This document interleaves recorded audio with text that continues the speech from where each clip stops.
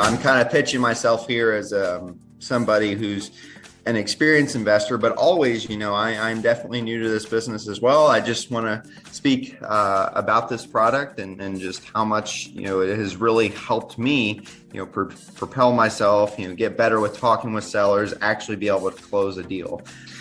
My strategies right now have been primarily direct mail, cold calling, and cold texting. And I've found a lot of success with Real Estate IQ, especially being able to get in front of customers, have engaging conversations. And of course, I'm hoping to use all of that to build my own business and eventually retire off. Excited to be here, and I want to say a big thank you to Real Estate IQ.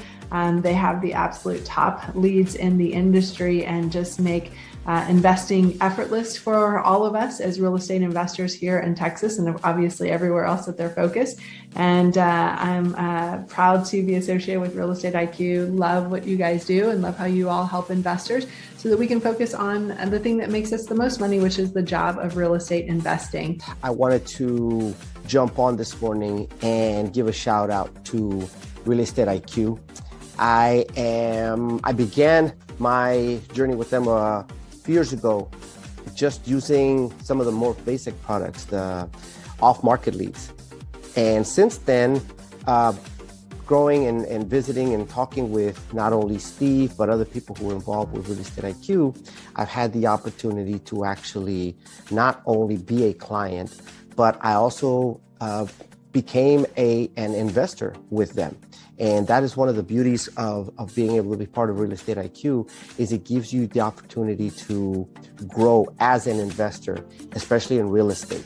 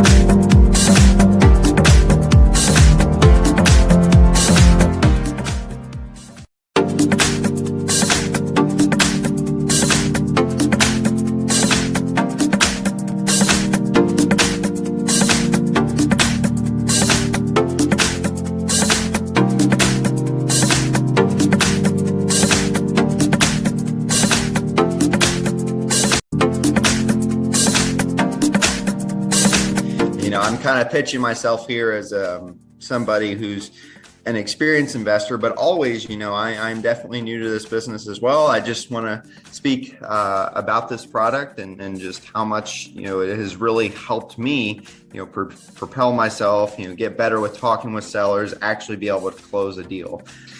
My strategies right now have been primarily direct mail, cold calling, and cold texting. And I've found a lot of success with Real Estate IQ, especially being able to get in front of customers, have engaging conversations. And of course, I'm hoping to use all of that to build my own business and eventually retire off. Excited to be here, and I want to say a big thank you to Real Estate IQ. They have the absolute top leads in the industry and just make investing effortless for all of us as real estate investors here in Texas and obviously everywhere else that they're focused.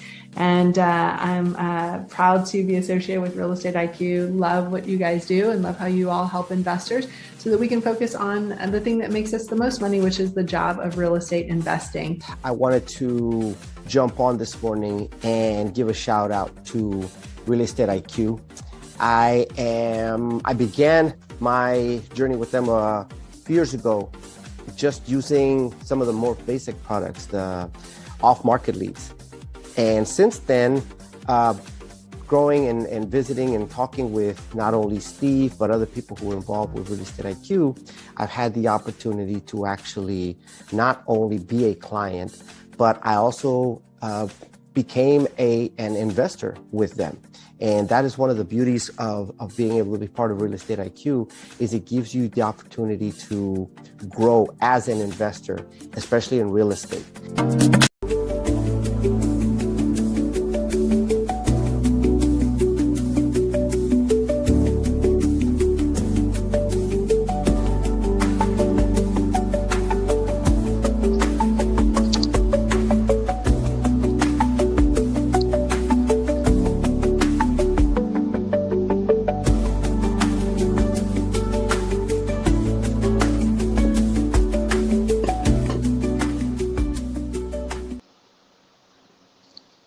All right, good morning, everyone, and welcome to today's exclusive event with Real Estate IQ. It's another Thursday, so it means it's another good learning session from Real Estate IQ. Hello, everyone. We're thrilled to have you joining us today. It's 11 a.m.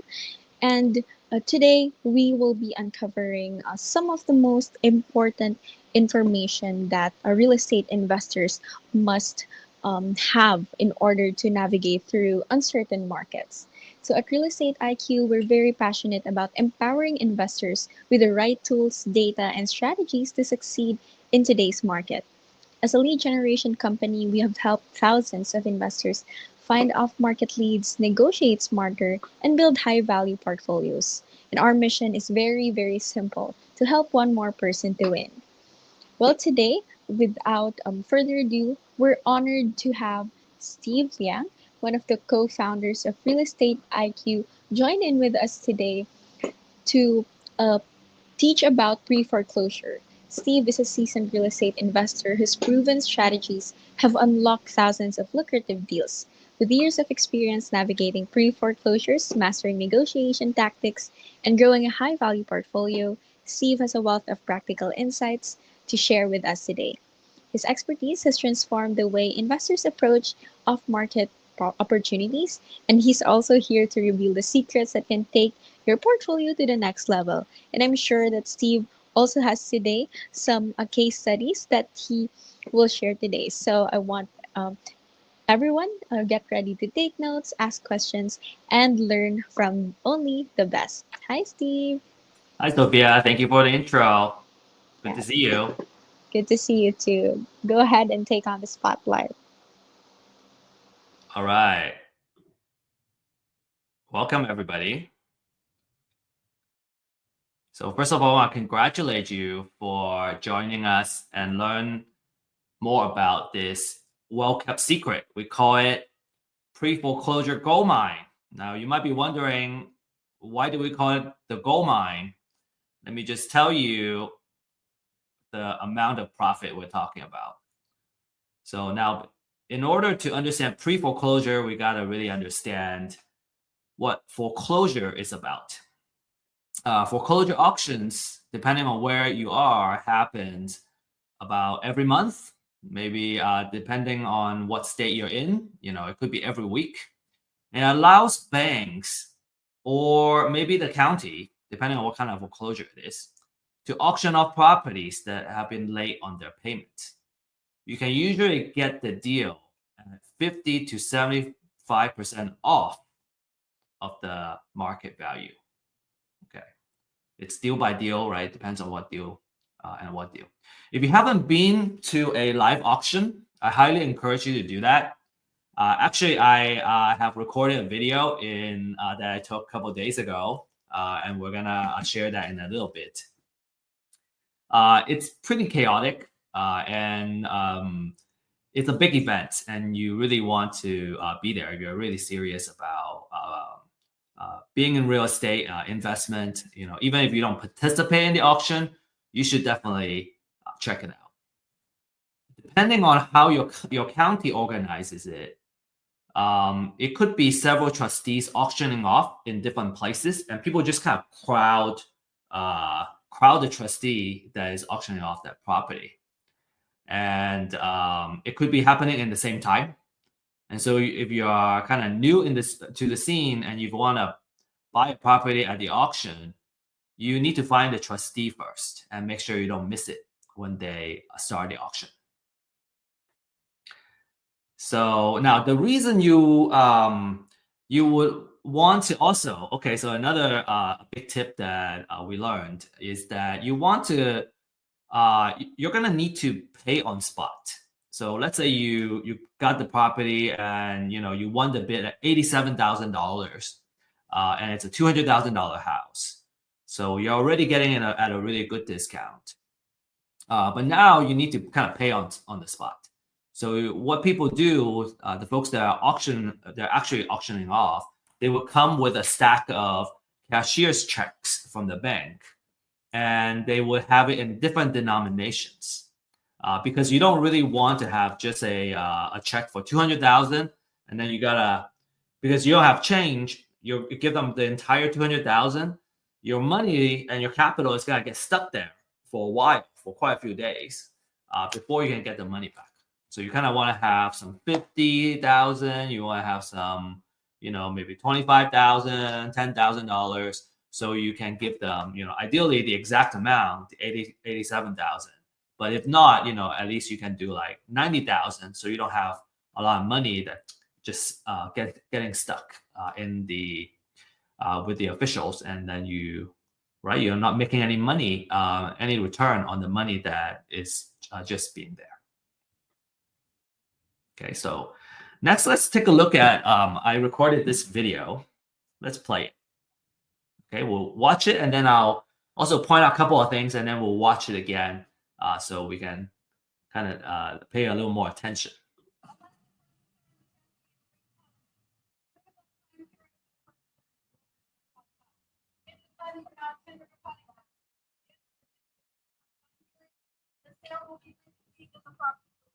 Yeah, okay, so really short video, about 10 seconds or so. So a couple of things, I'm gonna play again, but a couple of things I wanna point out for you is, number one, the lady was announcing and she was making the disclaimers before the auction start. So the auction hasn't started, she was just kind of reading off the things that you should know about before you really actually participate in the auction, such as you're buying it sight unseen, there might be other liens on the property and all that stuff. Another thing to notice is that it's very loud, and it's very hard to hear the person making the announcements. You really need to get really close to the person making these announcements so that you can tell which property is being auctioned off. And then another thing, as you see the camera spanning around, is that people come prepared. They already did their homework, right? They either brought their printouts, right, or they brought their laptop, and because they want to know, they already know how much they want to bid, how much their maximum bid is for any property. And then another thing is, you may not see other folks auctioning off the properties at the same time in this video, but you can kind of imagine a little bit down that way to the right is other folks with other trustees basically auctioning additional properties. So I'm gonna play this again. I'm gonna stop talking.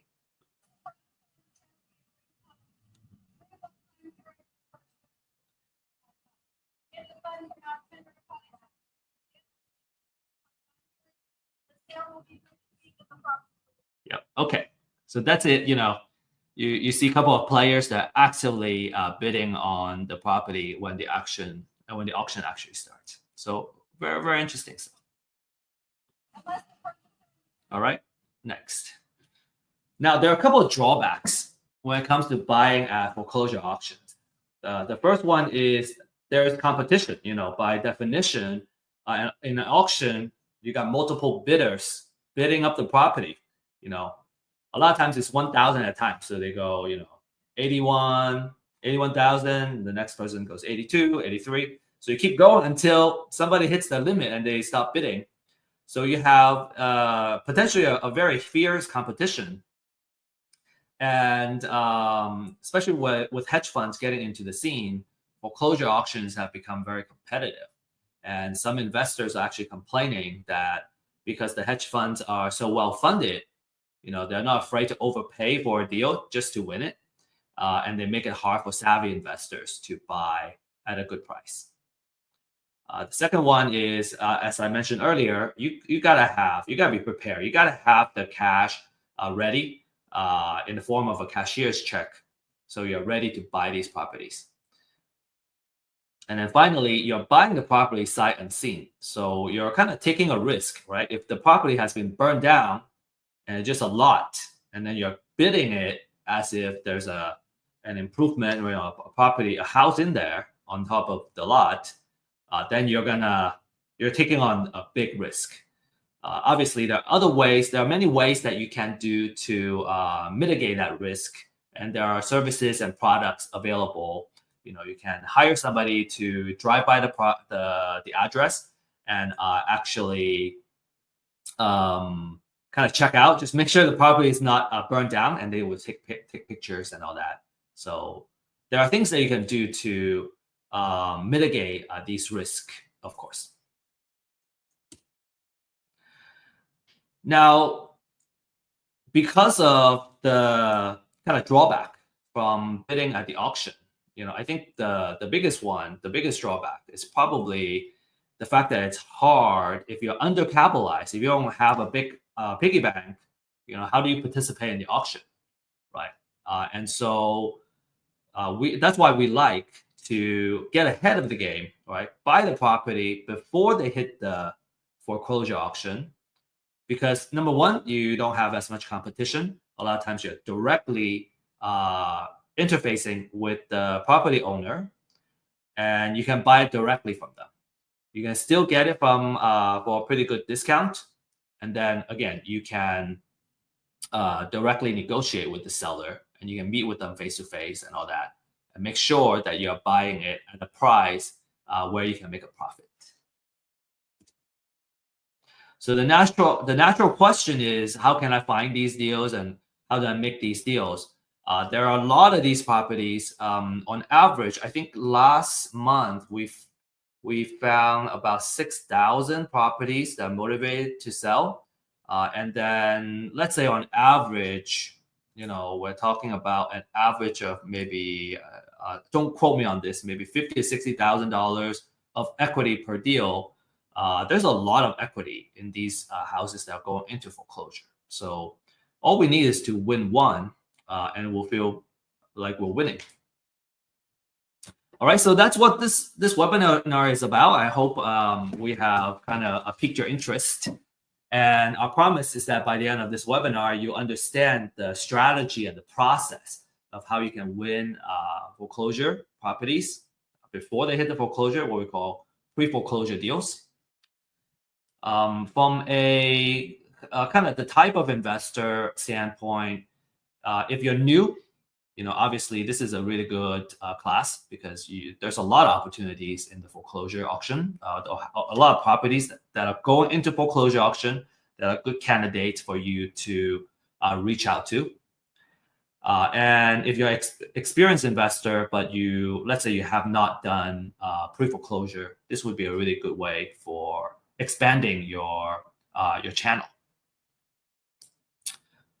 From exit strategy, you can wholesale. Let's say you buy the property wholesale. You can do fix and flip. You can also do buy and hold as well at a big discount. All right, so you make the money when you buy it, and now you can do all kinds of exit strategy and profit from it. So reminder, distractions can be very lethal, especially when we're trying to learn. So find ways to be focused, turn off as much distractions and notifications as you can. And feel free to use the chat we're on live stream right now. So feel free to use the chat to ask questions and also interact with each other, introduce yourself. What we find is that a lot of times, I think it's true in many things, it's just difficult to find success when you're getting started or when you're kind of in the middle of the journey. It's all about networking. So what we find is a lot of times when we're attending the same class, the folks that are attending it together, you may find that you may want to partner up together. Obviously, we'll teach you about the pros and cons and what to watch out for when you partner with someone. It's another big kind of art, the art of partnership. But it's always nice that you don't have to do it all by yourself. Okay, so make sure you take advantage of everything this class has to offer. Get connected and stay connected. Disclaimer, everything we presented here is for educational purposes, and you should always do your due diligence when you make any financial decision. We don't offer investment advice, financial or legal advice. Right? Make your own decision. My background is I have experience in marketing, data. I'm kind of a data guy, and we use the data for marketing. So kind of naturally, I'm also a marketing guy. And my background is in science and engineering, and I was always very interested in real estate. And kind of when I learned about real estate investment and the potential of profit that it can bring, it's very exciting. The struggle is that it's hard to find the right knowledge or the knowledge that you need. And then once we know what to do, it's hard to kind of get started because everything starts from the lead generation and the deal finding process. So it's hard to get good data and good technology. And then another big part is every single step when you're doing something new, it's very easy to get stuck. I get to a certain point, I go, what do I do now? Right? Especially it's our first deal. And we found it hard to connect with quality people that can kind of show us the way. A lot of times after a couple of deals, we learn how to do it well, and we can become very competent ourselves. We can become like basically a full partner. But in the beginning, you gotta learn. So having high quality people that are trustworthy is very important. And that's why we're at Real Estate IQ would bring these couple of offerings to you. One is webinars, classes, educational items. We also have ebooks that you can leverage and learn more. We also offer really awesome deal finding data. We're also going to start offering deals and kind of financial side of items, because what we realize is that as investors, data is not enough. We need deals, and then once we get deals, we need funding to close the deal. So there just needs to be so much support around us to be successful. And then very, very importantly, we also want to surround you with a community of experts, so you can you can be a part of the community, and we can find success together. Okay, without further ado, really want to get started here. So I got a couple of steps here. Number one is we want to understand the foreclosure process. Why is that important? In order to win pre-foreclosure deals, we need to understand the entire process so we know where and how we can add value to the homeowner. So here's the process. So step one, the borrower has been delinquent for more than 120 days, so about 4 months. Okay, so that triggers the lender to say, hey, we need to send a letter of demand, and the borrower needs to start getting current on their payment. The borrower will have at least 30 days to pay off the delinquent payments, or they will send a notice of default and an intent to accelerate the loan. So basically kind of accelerate a loan and start a foreclosure process. So after the cure period expires, the lender will file a notice of sale at the county the property is in, and you would wait. You would need at least 21 days before it would get auctioned off. So let's say, in Texas, we have the auction that happens on the first Tuesday of every month, which is just 2 days ago. And let's say the filing happened on the first of the month, right? And it's not that Tuesday yet. It's not gonna go into that immediate Tuesday, but it'll go to the following Tuesday, first Tuesday of the month. So that at least there are 21 days before the next auction. The property is usually auctioned off between 10 and 4 p.m. Different counties are different. Houston, for example, has the auction at a conference center. Most counties will have the property auctioned off at the courthouse. And it's like rain or shine or snow, it will happen. In fact, just a few days ago at the Dallas auction, it was raining, super hard. So it added more to the noise. It's super hard to hear, and it was wet too. The good thing is there was an overhang and it blocked off most of the rain. But if for some counties where you just need to be there with your poncho, if it rains, if you want to really participate in this. So the property will either sold to the highest bidder, or it would go back to the lender and become a REO. REO stands for real estate owned property. It goes back to the lender. So at foreclosure auction, okay, after it gets foreclosed, the borrower may still owe money even after the foreclosure. And if the total debt is not fully paid off by the foreclosure sales price, the lender may choose to seek what we call a deficiency judgment against the borrower. So what that means is there's a possibility where the homeowner, normally do they lose the house during the auction, they will owe more money. So it's a really tight spot, really bad spot for them. Okay, and a lot of owners need to understand it. Sometimes they just go, I give up. I'm just gonna, let go into foreclosure. Well, not so fast. Maybe you need to consider, what are some consequences if you let it go there.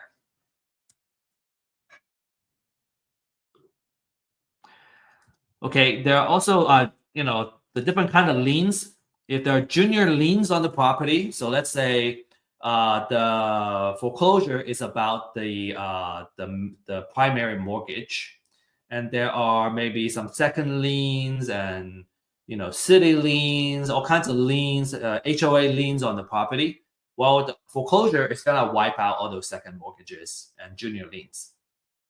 But the foreclosure doesn't eliminate debt. So even though the lien gets removed from the house itself, right? So that as an investor, let's say you win the property, you don't need to worry about those junior liens. But as the borrower, they are still potentially on the hook. So these lenders can still go after the borrower.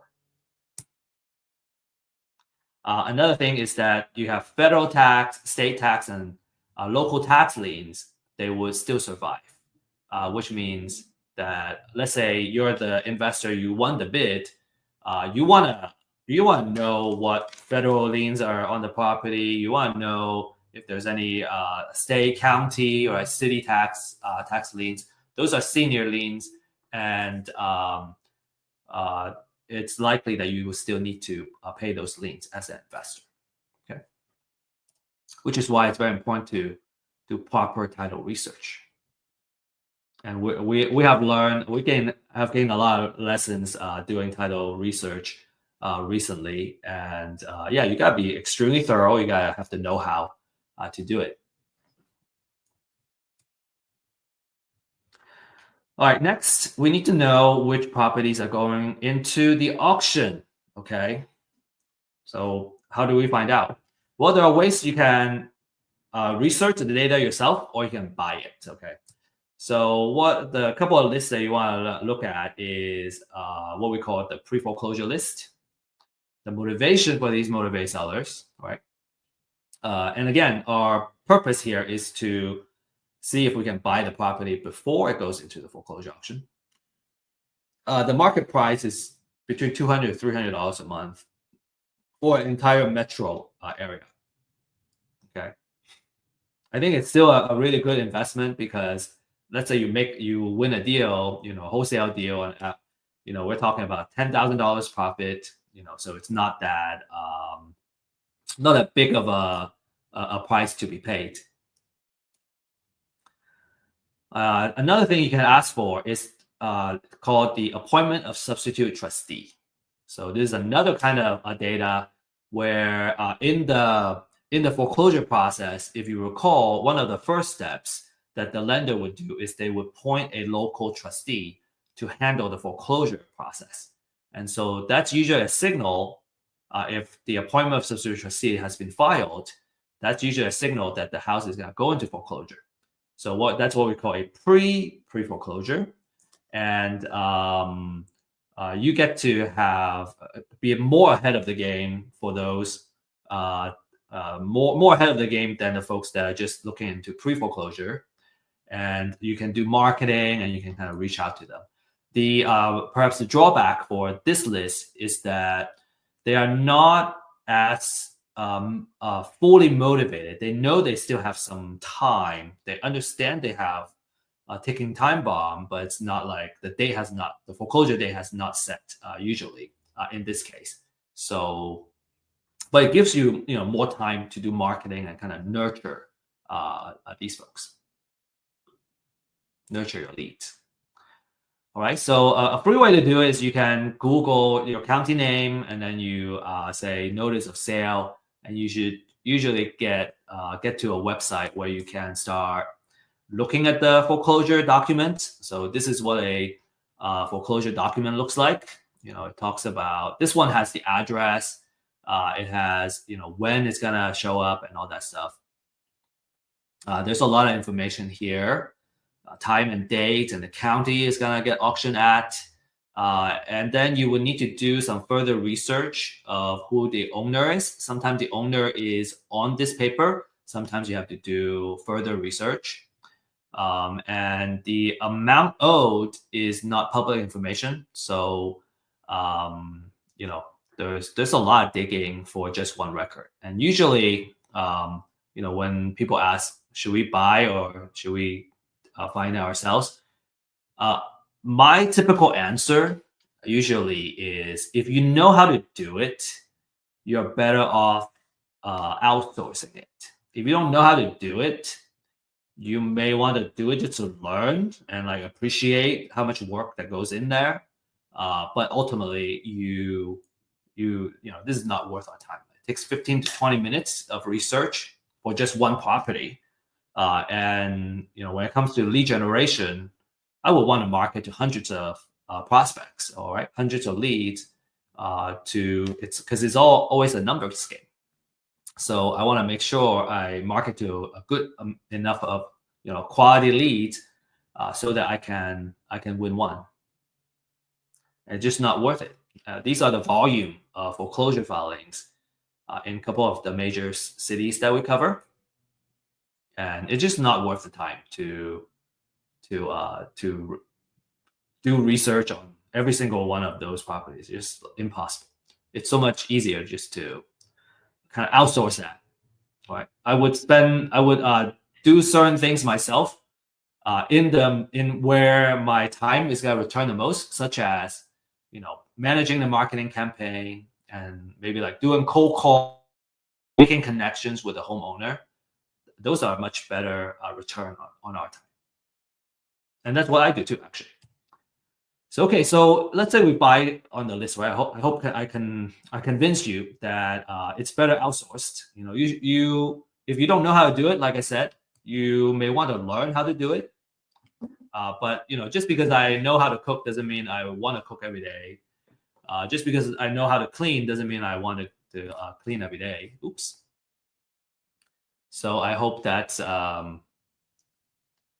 outsourcing is always if we can do it, it's I recommend it. Okay, so now if we're gonna buy the list, we also need to understand the quality, right? I don't want to just buy a junk list and then waste my time calling people, and it's not even the freshest list.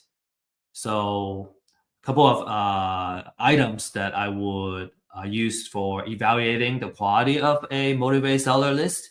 Number one, especially for foreclosure, is that I want to know how fresh the data is, right? Because the fresher it is, I know if I reach them first before anybody else, I would be the first person, right? I got the first mover advantage when I do that outreach. The second one is the extent of research. I want to learn more about the person I'm gonna be reaching out to, so I know how to talk to them, and I know what their situation is. One of the key metric that I look at is how much equity is in the property, and you gotta research several locations, different places, and run the calculation in order to come up with an estimated equity on the property. And I find that, and also our clients too, we find it one of some really important information to go in, because if the property doesn't have a lot of equity, chances are it's hard to make a workable deal with the owner. There are different exit strategies, right? Of course, but in general, we want to look for properties that have a high amount of equity. And then, we want to know how accurate the information is, right? The quality of the research and the researchers. So some key elements of a quality leads, especially for pre-foreclosure. We want to know the mortgager and mortgagee information. Mortgager is basically the borrower, right? That's the main person I want to do outreach to. That's usually the person that owns the property. Then I want to know the address information of the property, right? How much it's worth, what's the assessed value. And then on the right, I want to know the financial information. So I want to know what the equity percentage is. I usually try to reach out to the properties that have a higher equity, because there is more negotiation room where we can create a win-win situation. In order to do that, we got to know the loan information. So how much loan was in there. So you got, ideally there is title searches and, a deed of trust searches that need to be done to find all this information. Okay, now that we got the list, we want to narrow it down to a more manageable, focused list.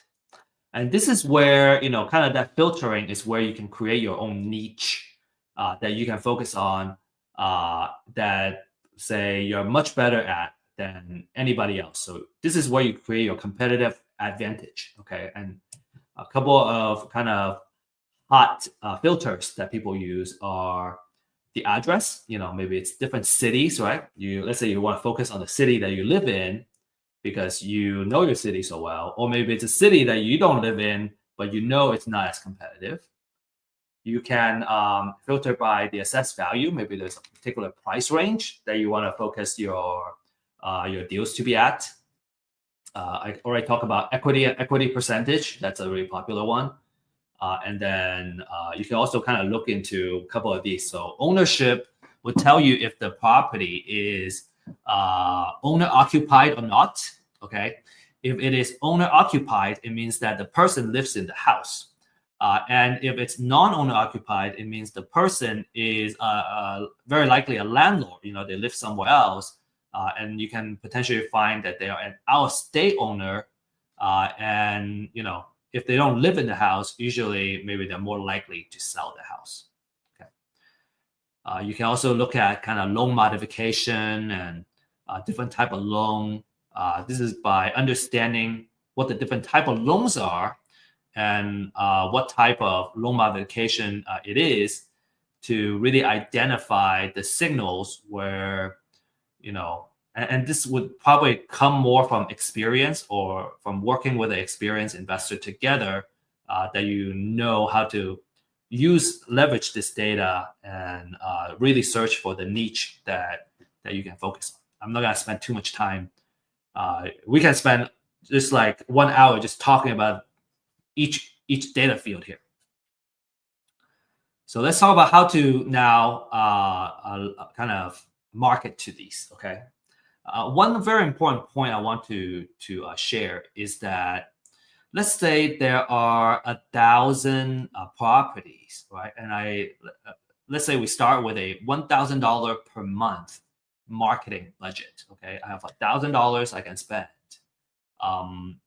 I can either spend $1,000 to reach 1,000 leads, or I can narrow it down to 100 leads and really just focus on reaching this 100 leads. Ideally in multiple ways. I can try to call them, send them letters, right? Maybe even do targeted advertising. That's more advanced to these 100 people. Because now I'm spending $10 per lead, right? If I have 1,000, I'm only marketing to 100 leads. I'm spending $10 of marketing budget to reach that one person.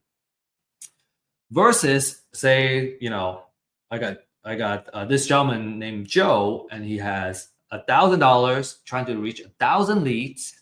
So on average, he can spend $1 per lead. Okay, so who do you think is gonna win out? The person that spends $10 to reach one for each lead, or the person that spends $1 per lead and try to reach them, right? $1 versus $10 to reach the same person. I can't see your responses, but I hope you would arrive at the conclusion that, man, if I have more marketing budget, right, I can reach the person, and I am more likely to win out and reach this person, build trust with this person, because I'm spending $10 on this guy versus my competitor that's spending just $1 on the same person. And there are many things that you can do, right? With $10, with $1, man, $1 buys us a stamp and some change, and I don't know what to do with the change anymore. It's so hard to.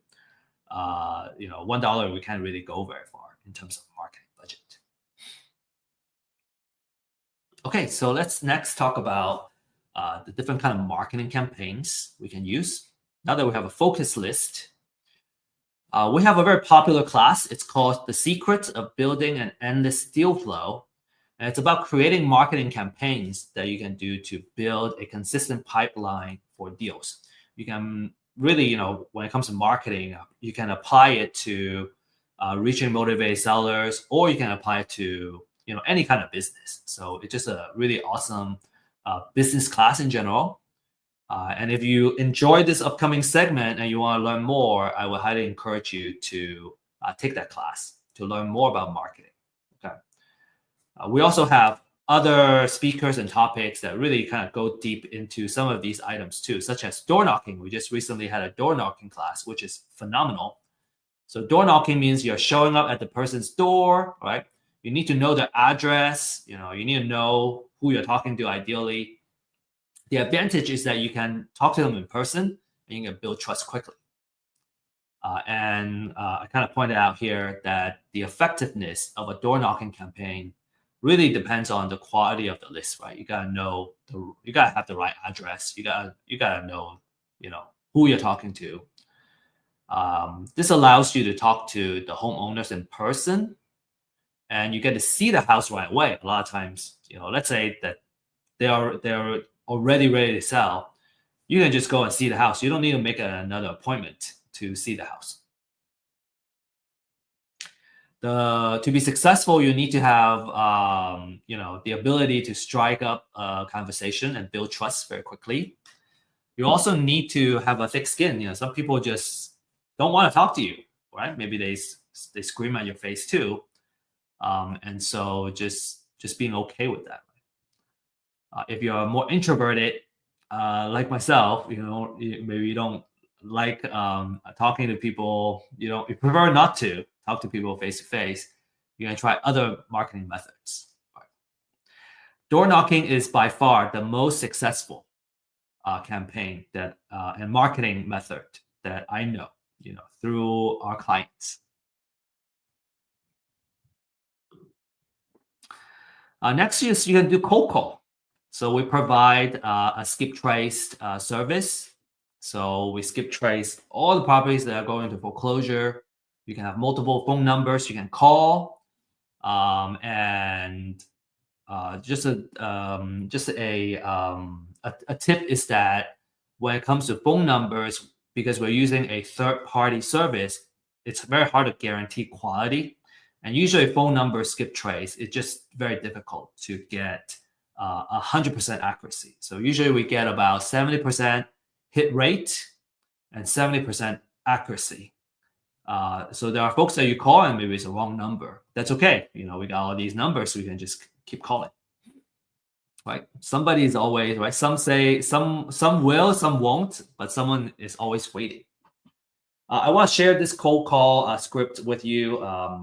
This is also has been shared in another class from our speaker, and I really love their script. So I have started to use it, and that has produced for me as well. So when you call and they pick up. Right. So all you need to say is, hi, is this Mr. Lawrence? And then they go, yes, this is Lawrence. Who is it? And I go, hey, my name is Steve, and I'm just curious if you're aware that your house may be under foreclosure. A lot of times they're already aware. I have had call the same person. That same name, a person with the same name, but just a wrong number, and then they say no. But most people they're already aware, and maybe they're already working with an attorney or something to try to come up with a solution. And so I really like this number 2 and number 3, where number 1 is, have you been able to get with a bank to review any options? Some people may say no, I don't know how, or I'm broke. I don't know what to do. That's a really good opening for you to make an appointment, right? Because our job is really to kind of give them a solution, explore different options where they can see how they can stop the foreclosure. Oh, okay. Another thing that I have learned is that if our approach is to ask if they want to sell, usually I got a lot of a lot of unpleasantness coming back at me, and ever since then I have kind of readjusted my approach and just kind of be an advocate for them. A lot of folks don't want to go through foreclosure, and they don't want to sell. They want to stop the foreclosure. So it's much easier to try the approach of helping them stop their foreclosure and explore the different options that they can do. Okay. And then number 3 is, have they told you that have been approved? So let's say like they already kind of got somebody working on it. But until they got an approval, the house may still go into foreclosure. In fact, like, just last week, I was calling a couple of folks, and they already had somebody helping them work on it. Like, they were either waiting for an attorney, or like they have started working with an attorney, but they didn't get a written confirmation that it's gonna happen. So my advice to them is, make sure you got something written by the end of Friday. So at least you still have, next Monday to kind of follow up. But like by Monday, if you don't get that, your house may go into foreclosure. So it's okay that we don't win the deal, but at least we're helping them, right? The other one I want to share with you is the voicemail script.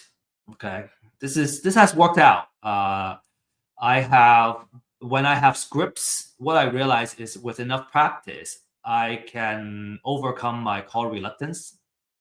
And maybe it happens slowly, but if you just kind of set a goal to make 5 calls, 10 calls to start, maybe sometimes, let's say you're just getting started, just making like 1 or 2 calls just to do that.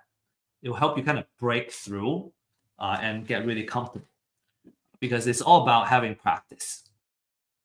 So this voicemail script comes from a book called Rainmaker Conversations, I think, or like How to Become a Rainmaker. So it's a sales, really good sales handbook. Really short too. I highly recommend it. So without reading this to you, I'm just gonna leave it here. You can take a screenshot and practice it and see how well it works for you. Okay, I'm gonna leave it up here, and I'm gonna start moving on. Okay, now talking after we talk about these couple of strategies, another strategy we could have talked about is using direct mail and handwritten letters and send it to them. Usually these campaigns are best when it's all combined together, trying to reach the same person in different ways. That usually works the best. Okay, so next, you want to reach out and listen. You want to let the owner know that you want to help them. And foreclosure is a very stressful situation, so you want to be very empathetic and mindful. And maybe the appointment will lead to that they want to sell their property. Maybe it doesn't, but every single time you can make an appointment and have a meeting, you're just that much closer to making a sale, right? Or making the deal. So these are a couple of CRM stages that's also kind of my recommendation. You can certainly start with an Excel sheet to do the tracking. But let's say you start having more leads that you need to manage, then you need to start setting up different stages so you can kind of look at the pipeline and the health of your marketing pipeline. And we'll talk about this more in our marketing class. But the different stages that you want to set up are here. Okay, so going from stage 1 to stage 9. My recommendation: take a screenshot, and if you have questions on how to implement this and all that, we can talk more. But if you are familiar with CRM, you already know what I'm doing, what I'm saying here. If you're not familiar with the CRM, I think it would be a longer conversation. Next, it's very important to do a good repair budget. And you don't necessarily need to know how to do it. I just want you to be aware. If you're new, right? I just want you to be aware that the house very likely is going to need repair to bring it up to the after repair kind of condition, right? And when you make an appointment and meet the seller at the house, you have an opportunity to come up with the repair budget and come up with the estimate. So the better you are at doing it, the more accurate you're gonna be, and then you can come up with the best offer. Right? You can come up with a really good and solid offer. If you don't know how to do it, bring in someone who has the experience and have done it before, so that they can come up with it, and then together you guys can kind of walk through. And usually it's much better if you're new to have somebody kind of show you the way, so that over time you learn how to do it. So it's just a very important part of the offer. So you can do it yourself, about 20 minutes. With practice, you become an expert. You can't bring a general contractor usually unless you already have a contract in place. And then, like I said, a recommendation is to have a mentor or coach or a more senior partner that can come in and kind of fill that role. Okay, so next step, real quick, you want to, now you can negotiate the price. All right, let's say they want to sell, and it's in a situation where you can give them an offer that can create a win-win. You want to focus on their needs, all right, building trust, getting to know their family situation or their personal situation, and you want to know your numbers. So know how to come up with an offer. And I'm not going to dive too much into the formula to come up with an offer. We're assuming that you know how to do that, or if not, that you're going to kind of read up the literature on that, what we call maximum allowable offer. Okay, we'll have another class if you don't know how to come up with offers.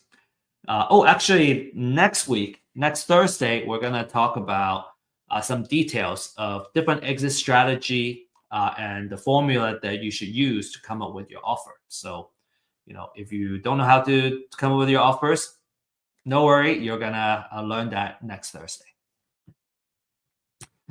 All right, so let's say you come up with an agreement, then you can put it in writing. Okay, so there are many things that you may end up negotiating for. It could be the price, the sales price. It could be the terms of the payment. Maybe it's just all cash, or maybe it's a owner finance type of deal. It could be how much earnest money you're gonna put down. How long it takes to close. There are quite a few kind of discussion points that you got to finalize in order to put it into a contract. And when I first had to do it, it was also very difficult to learn how to come up with a contract. So, having somebody that can walk you through it is something I highly recommend. You can learn so much faster, when you don't need to struggle through every single step yourself. All right, and then there might be title issues to be aware of as well. You want to know if the property has other liens. Maybe there are junior liens and some senior liens on the property. So you want to work with an investor-friendly title company. Also, kind of have a way to do the title research, which I think I'll talk about in a couple more slides. And just understand how to do the homework and do the title research. Closing, I have had very awesome, closing. There was one where let's say you agree on closing on a particular day, and that it just happens.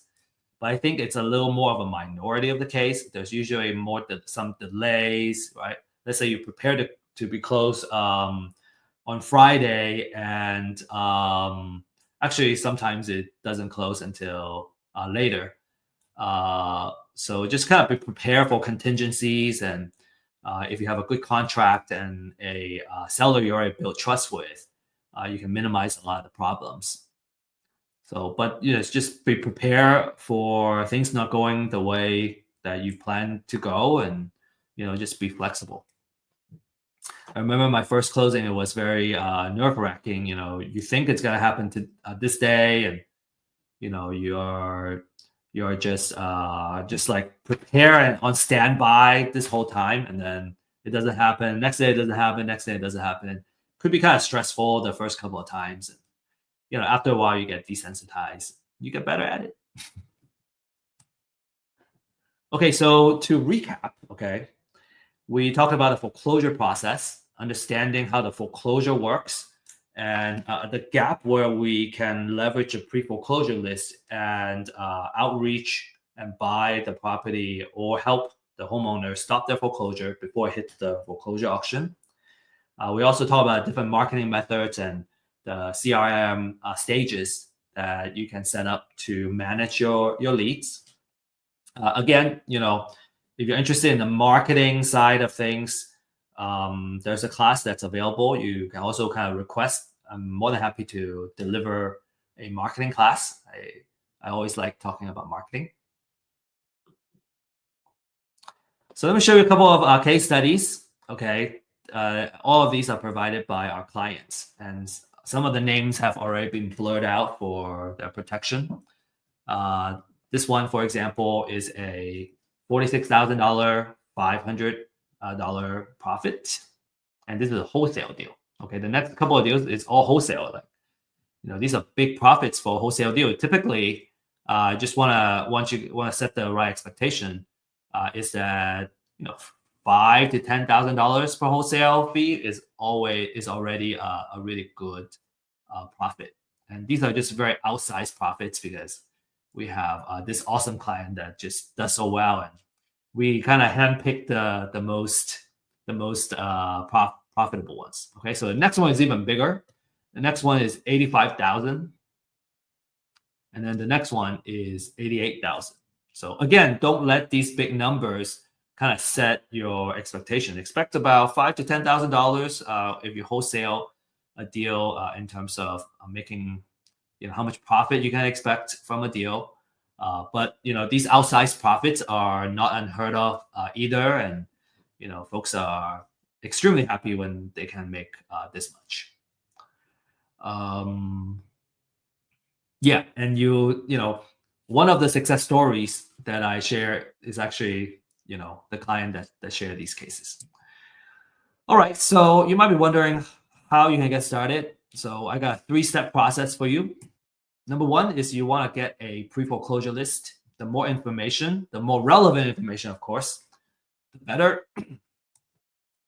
So the benefit of having first-hand data is you have the freshest data available. You can get extensive research done, such as estimated equity.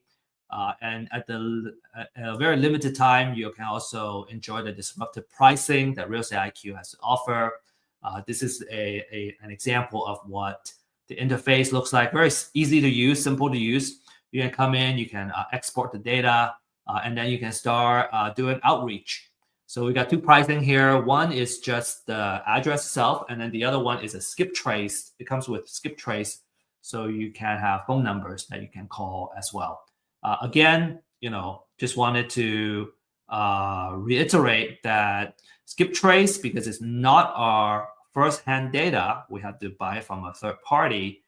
It's not 100% accurate, and you shouldn't expect to have 100% accurate phone numbers when you skip trace.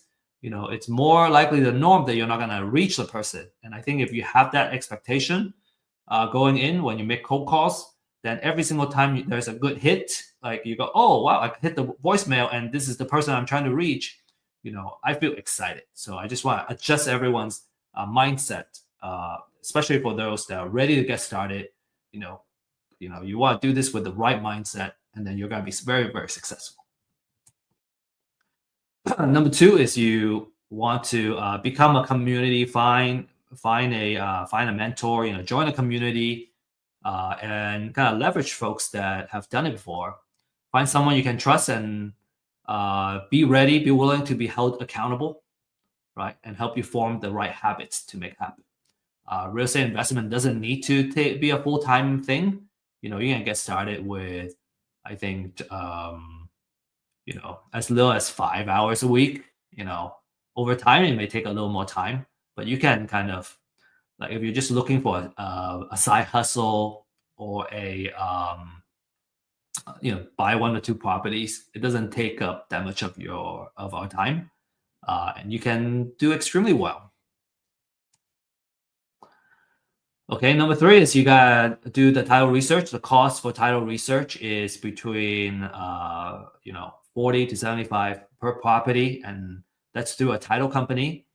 There are different service providers that provide title research. We're actually working on a title research project right now, and we want to offer this service at a better pricing than what's on the market right now. All right, couple of success stories. This one is $8,000 profit. No, okay, sorry. The next one is $8,000 profit. This one is using Real Estate IQ to get his first deal and getting started. Profitable growth with substantial gains.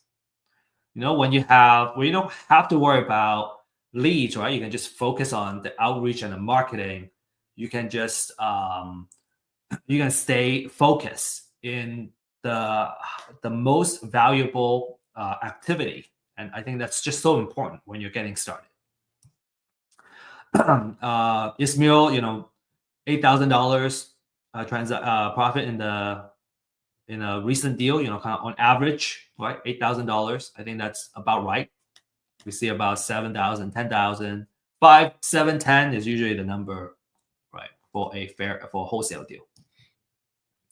And then Daryl said, he got 4 deals under contract, and already got about $1 million of contract value, and then he's expecting to make 10 to 15% of profit margin out of that. So, not bad for 9-10 months, and we're talking about $100,000 to $150,000 of like equity that you made.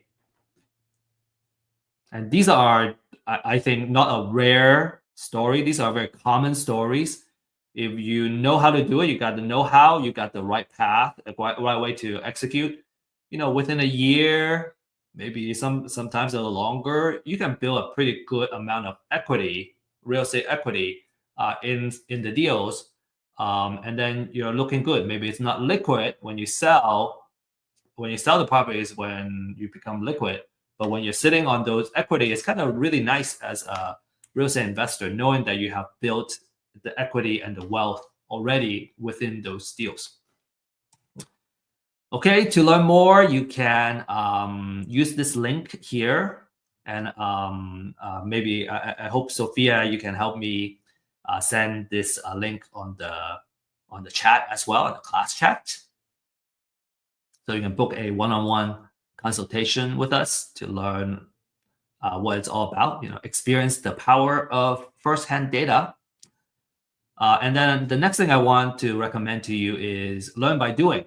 We have an event every Friday at 9:30. We're working on the link right now, and you can send me a email at steve.liang@realestateiq.co, and I will send you the link to join. And this is more of an invitation only. We want to have a serious and high quality folks that want to do deals with us together. So for example, tomorrow at 9:30 we're gonna have another session. So if you're interested, I look forward to meeting you and seeing you in person, getting to know you. All right, so this is to conclude everything. I hope you really enjoy this class, and if so, please scan this QR code and give us feedback. If you hate it, you don't like it, this is terrible, useless, it's a waste of your time, please do the same. Scan the QR code and give us feedback, just so we know how to improve, right? How are we doing a good job, or are we doing, or is there something we got to fix? So really appreciate your feedback, and thank you for joining us. And we'll give you a prize just as a thank you for sharing your feedback. And finally, best of luck and happy investing. Remember, again, that next Thursday we have the next class, which is how to find great investment deals, where we look at the different type of exit strategy and formula that you're going to use to come up with the right offer where you can make money on the deal. And then tomorrow on Friday, 9:30, you have the online meetup, or MAP online meetup. where we really talk about live deals. We can go over some case studies as well of actual deals, and just learn by doing. If you have a lead, you need help how to close it, or already got a deal under contract, and you want to know if it's something that you can profit on, because sometimes we're seeing is that the folks can get a deal under contract, but then because the term and the offer were not done well, you can turn it into a profit because your offer is just way out of whack. So we're more than happy to give you support and share our experience, and we can make some deals together.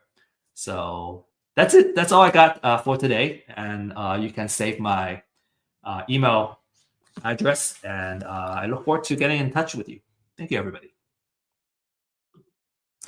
Okay, so Sophia, the stage is I'm passing the stage back to you.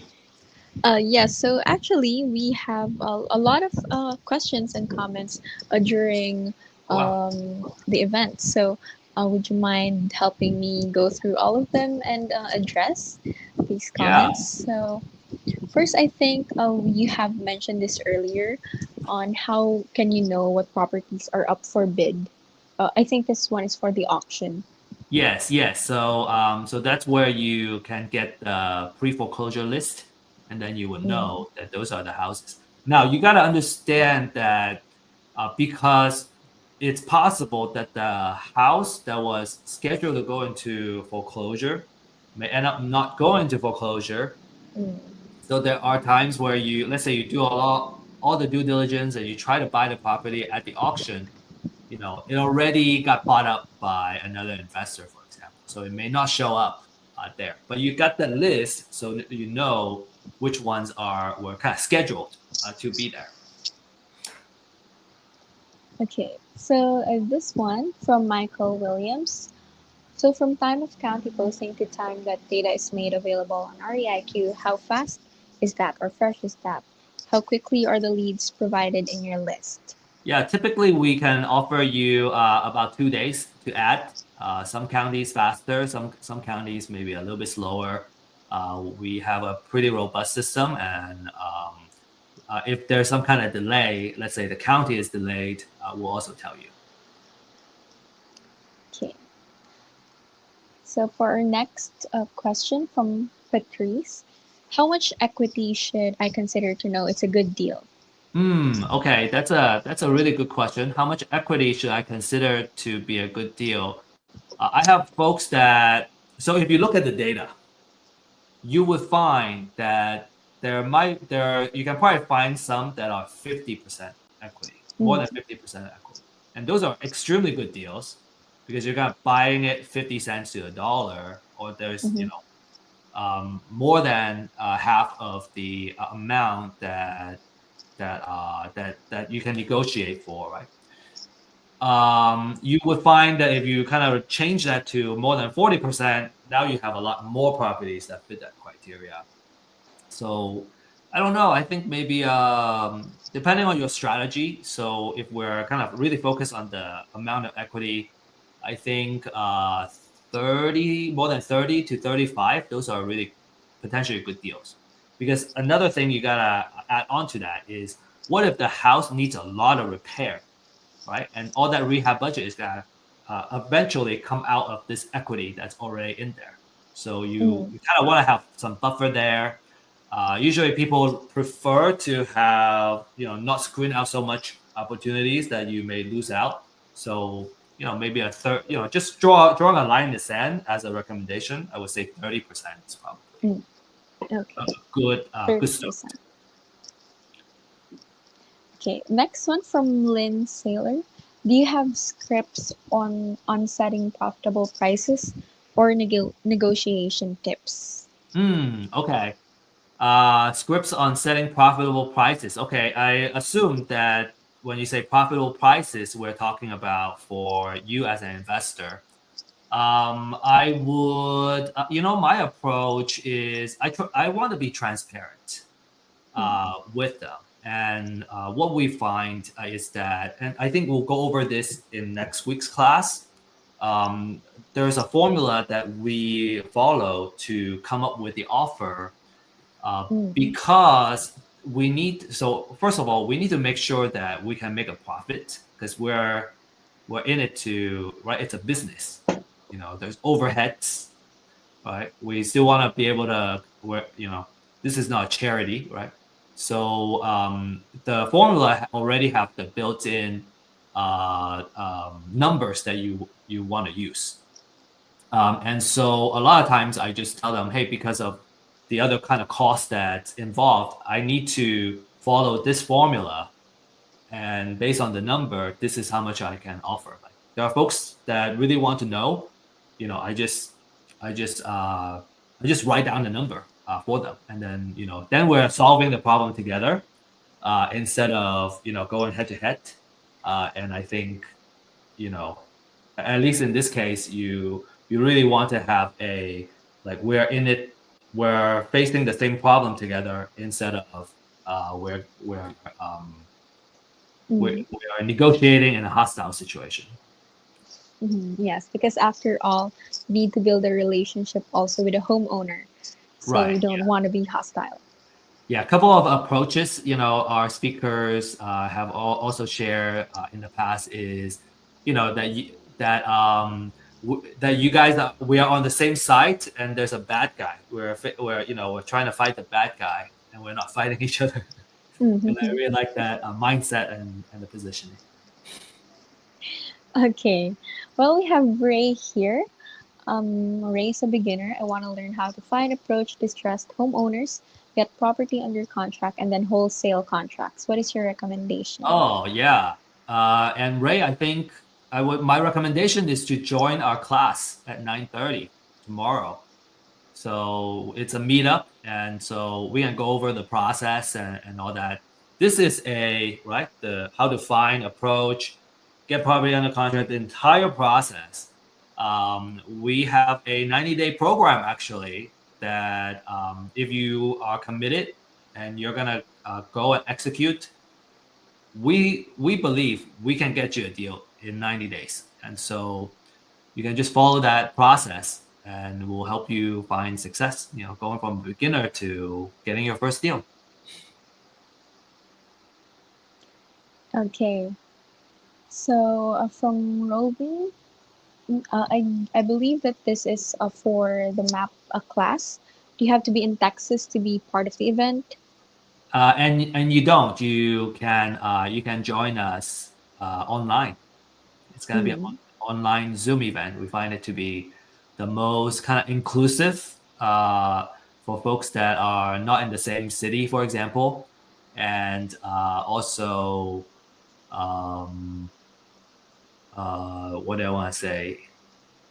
It's the most inclusive because we can do it online. Oh, it's the most efficient because you don't have to actually go to a place. You can just, right? It's just so much easier to meet when we can do it online. Yeah. Okay. Then lastly, we have from Maria. What does REIQ's data look like, or what can I get from the data? Yeah, What information? that's also a really good question. I think for the sake of time, we want to direct you to sign up for the one-on-one consultation so that you can kind of see it. Our consultant is going to share with you the data that's available on our portal, and then how you can use that data to do your marketing.